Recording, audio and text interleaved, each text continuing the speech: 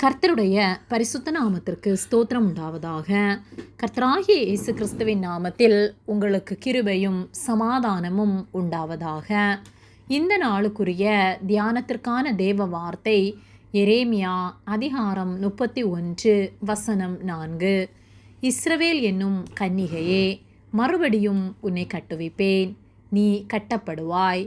மறுபடியும் நீ மேள வாத்தியத்தோடும் ஆடல் பாடல் செய்கிறவர்களின் களிப்புள்ள கூட்டத்தோடும் புறப்படுவாய். பிரியமானவர்களே, கர்த்தருடைய பிள்ளைகளாகிய நாம் நம்முடைய வாழ்க்கையிலே சோர்வோடு ஏமாற்றத்தோடு காணப்படுவோமானால் கர்த்தரிடத்திலே நம்முடைய ஆத்துமாவை தாழ்த்துவோம். கர்த்தர் நம்மை கட்டுவிப்பார். நாம் களிப்போடு மகிழ்வோடு வாழ கர்த்தர் உதவி செய்வார். எரேமியா 31:4 இஸ்ரவேல் என்னும் கன்னிகையே, மறுபடியும் உன்னை கட்டுவிப்பேன், நீ கட்டப்படுவாய். மறுபடியும் நீ மேள வாத்தியத்தோடும் ஆடல் பாடல் செய்கிறவர்களின் களிப்புள்ள கூட்டத்தோடும் புறப்படுவாய் என்று சொல்லப்பட்டுள்ளது.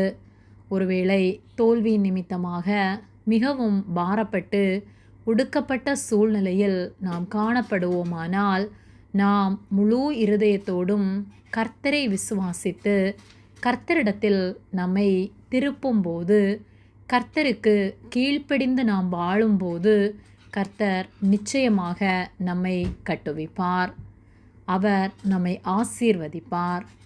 நாம் களிப்புள்ள கூட்டத்தோடு புறப்படத்தக்கதாய் ஆரவாரத்தோடு கர்த்தருக்கு துதி செலுத்த, கர்த்தருக்கு நன்றி செலுத்தத்தக்கதாய் கர்த்தர் நம்முடைய வாழ்க்கையில் பெரிய காரியங்களை செய்வார்.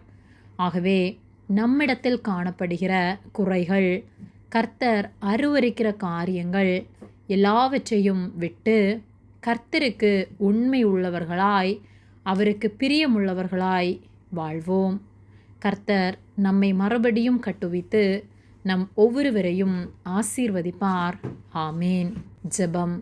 எங்களை அதிகமாக நேசித்து வழிநடத்தி வருகிற எங்கள் அன்பின் பரிசுத்த பிதாவே, இந்த நாளையும் நாங்கள் காணும்படியாக நீர் எங்களுக்கு ஜீவன் தந்த கிருபைக்காக நாங்கள் நன்றி செலுத்துகின்றோம்.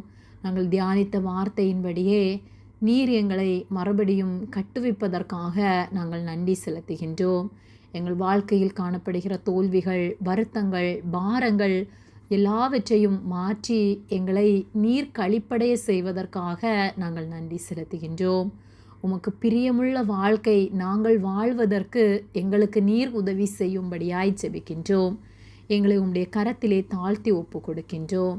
இயேசுவின் நாமத்தில் ஜெபிக்கின்றோம் ஜீவனுள்ள நல்ல பிதாவே. ஆமேன். கர்த்தர் உங்களை ஆசீர்வதிப்பாராக.